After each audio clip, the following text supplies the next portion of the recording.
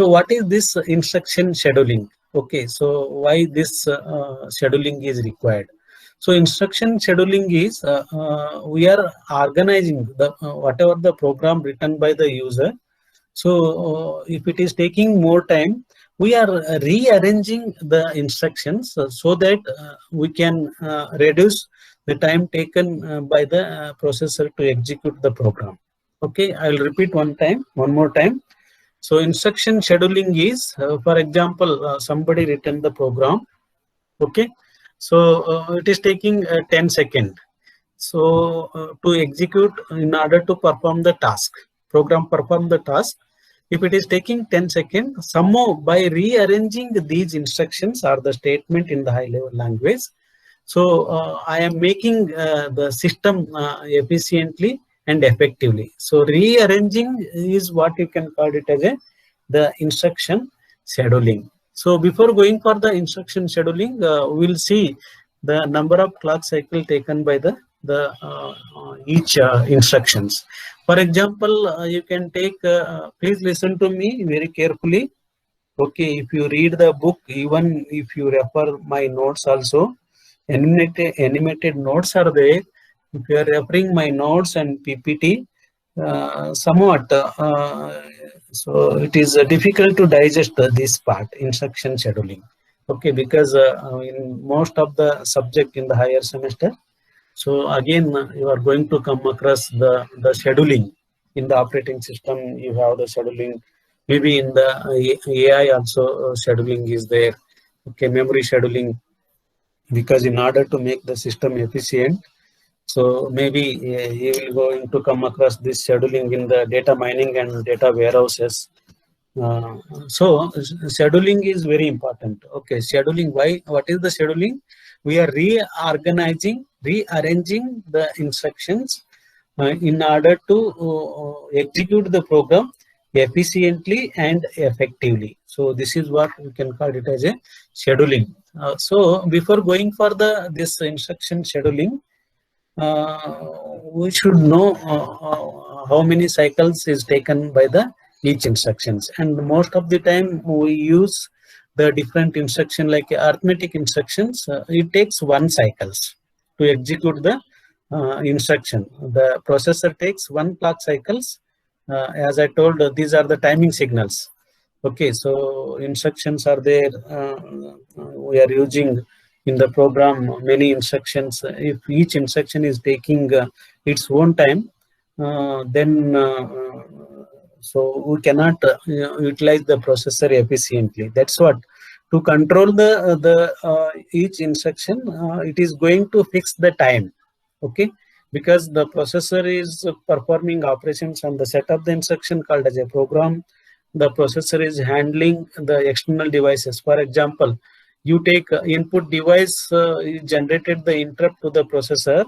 If the processor throughout day, the processor is busy in servicing the external device, so then we cannot utilize the processor efficiently. So that is what for everything it is going to restrict by giving the time. Okay, so if I am serving many students or the doctor is serving many patients, so in order to handle, if he is handling only one patient, what will happen to the other patient who are waiting outside? Okay, so what he will do, he will restrict the time. Okay, for the first person 10 minutes, second person 10 minutes, like that. So the processor uses the many instructions, and each instruction is given the time period. Okay, so this time period we call it as the cycles. Okay, because it generates the clock cycles. It has a positive and negative cycles are there. So there is a restriction of the time for each instruction as well as the external devices. So these time period we call it as the cycles. So the arithmetic instruction takes, the processor takes 1 clock cycles to execute the arithmetic instructions. The processor takes 2 cycles for the load and store instructions, because load and store instruction is used to communicate with the slow device like a memory. That is what. So whenever the load and store instructions are there, it is taking 2 cycles. For example, in the case of the subroutine, the branch instructions are used, and branch instruction takes 3 cycles. Okay, the PC is rearranged, then it is switching from the one part of the memory to the other part, and it goes to the particular memory location. There it executes the instruction, first instruction. So because of that, it is going to lapse 3 cycles. Okay, branch instructions are there, 3 cycles. Please make a note. These are very important in the forthcoming slides. Arithmetic instruction takes 1 cycle. Load store instruction takes, because these are the instruction which are used to communicate with the memories. Memories are very slow devices. So that's what it is taking. The load and store instructions are executed with the 2 cycles. Time consumption is more. Okay, so branch instruction takes 3 cycles, because whenever branch instruction is there in the program, it has to rearrange many things. PC is loaded with the starting address of the subroutine, then the LR is loaded, link register is loaded with the previous values of the PC. Then it start executing the instruction which is available in the first location of the subroutine. So for that, it is going to take 3 cycles. Okay, so before going for the instruction scheduling, we should know these 3 points. Okay, and I will show these 3 points with the simple example. So after that, I am going to come for the instruction scheduling. Okay, see, any instruction you take, it passes through the what you can in the ARM processor. Any instruction you take, it has to be fetched, it has to be decoded, it has to be processed by the ALU. So it has to be passed through the load 1 and the load 2 the cycles. Okay, these are the 5 cycles are there in the ARM processor. Okay, please make a note. Fetching, because the programs are available in the memory location. Hence, program means instructions are available in the set of the instructions are available in the memory location. It has to be brought to the processor. So this is what we can call it as a fetching cycle. So once the instruction is brought to the fetching cycle, it is in the form of the operational codes like ADD. So we need to convert. ADD is not understood by the processor. Hence, instruction is decoded. So decoded means it takes in the form of the mnemonics and convert into in the form of machine language called as a zeros and one. So once it is converted from the mnemonics, these are called as a mnemonics into the machine code, that is in the form of binary. It has been sent to the further processing. ALU understand only the instruction in the form of zeros and one.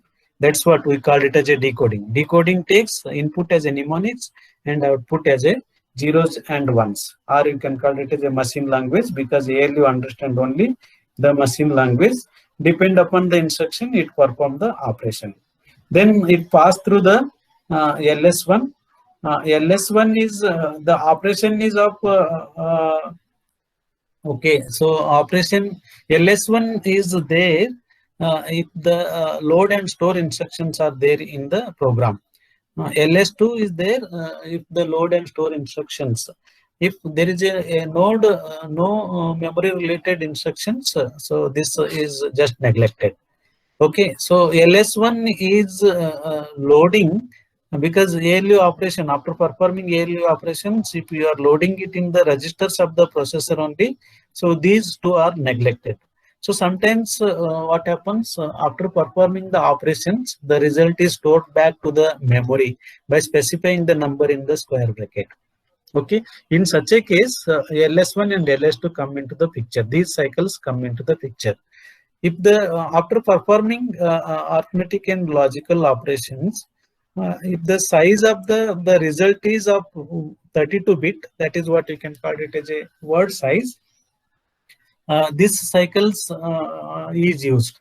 If it is a byte size, the LS2 is used. Okay, That means word means until and unless this cycle completes, the word is not loaded in the memory location.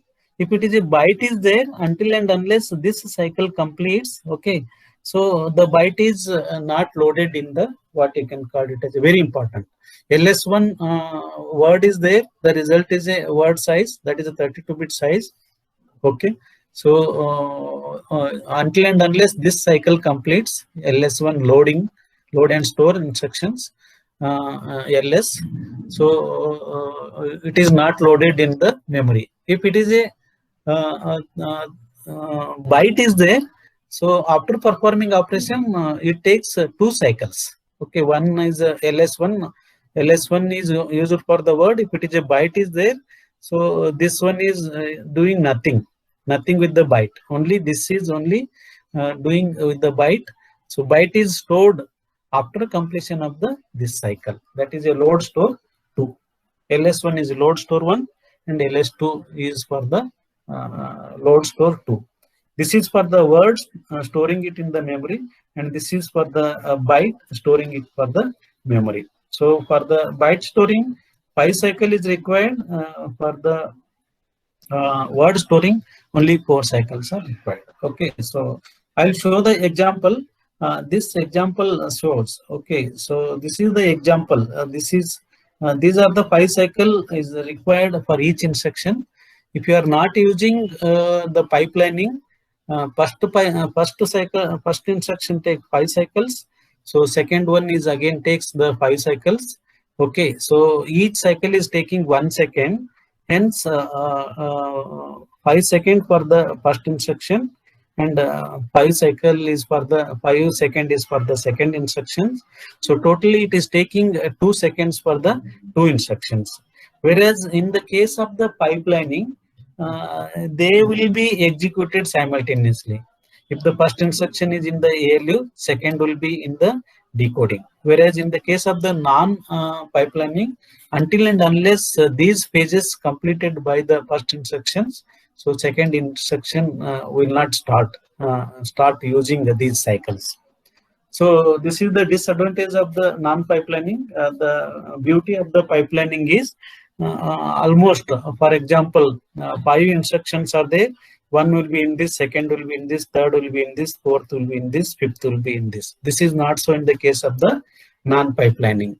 Okay, 5 instruction, each instruction is passing 5 cycles, and each cycle is taking 5 seconds. 5 instructions are there, it is going to take 25 seconds.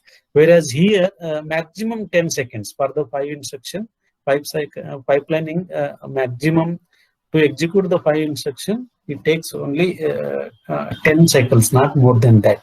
So if you are using pipelining, you can save the processor time, or you can utilize the processor efficiently and effectively.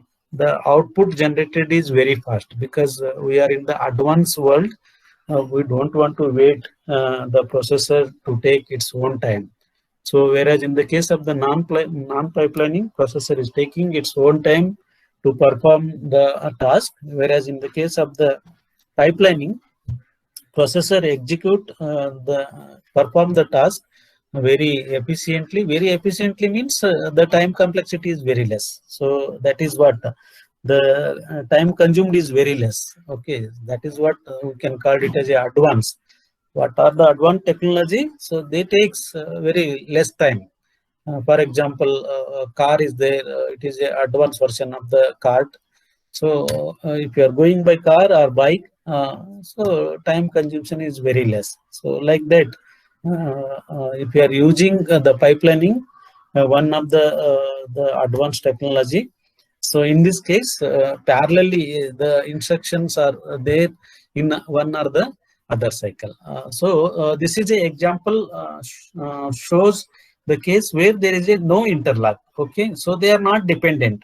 For example, first instruction is always started in the ALU. Okay, second instruction is in the decode, and the third instruction is there. It will be pipelined in the fetch. Okay, now in this small program, only 2 instructions are there. First instruction is always 3 instructions are there. Third instruction will be here. 4 instructions are there. 1, 2, 3. Fourth one will be waiting for the fetch. Okay. So fifth instructions are there. Fourth and the fifth instructions are waiting for the fetch operations or fetch cycle. Okay. So here in this case, there is no interlock between add and this add and this add. Okay. There is no interlock. For example, if you are using R0 in the source operand, there until and unless you complete this operation, this cannot be executed. Hence, and anyhow, these are the arithmetic operations. To execute the arithmetic operations, one cycle is more than sufficient. So in the first cycle, it is going to complete the add operations. Second cycle, so this will come for the ALU, and this will be shifted to the LS1. If the add instruction is not using any the memory references, so this are the less importance is given for the load and store instruction 1 and load and store instruction 2, because there is no memory references. So less importance is given for the LS1 and LS2. Okay, please understand the concept. This is in the case of the pipelining. Okay, so without pipelining, because there is no interlap, there is no dependencies. Anyhow, they are taking without pipeline also they are taking two cycles, and here also they are taking 2 cycles.